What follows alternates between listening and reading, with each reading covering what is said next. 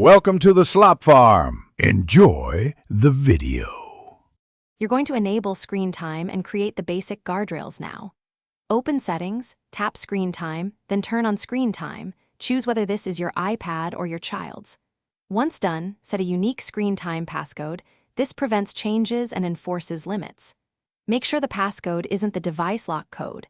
Store it in your password manager or a secure note.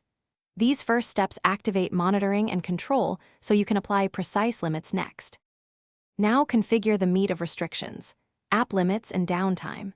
Tap App Limits, add categories or individual apps, and specify duration and repeat days.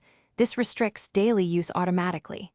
Next, schedule downtime to block most apps during homework or sleep hours. Exceptions come from always allowed. Once done, review notifications and content and privacy to further reduce distractions. Make adjustments gradually so users adapt. Finish by syncing and testing. Turn on Share across devices if you want the same rules across your Apple ecosystem. Otherwise, set each device individually. Test restrictions using the limited user or child account so you see real behavior and confirm always allowed exceptions work. If something blocks wrongly, try toggling the specific limit off and on, or reset the screen time passcode via your Apple ID. If issues persist, restart the iPad and reapply settings. That usually clears cached permission conflicts. Thanks for watching. Consider subscribing if we helped you today.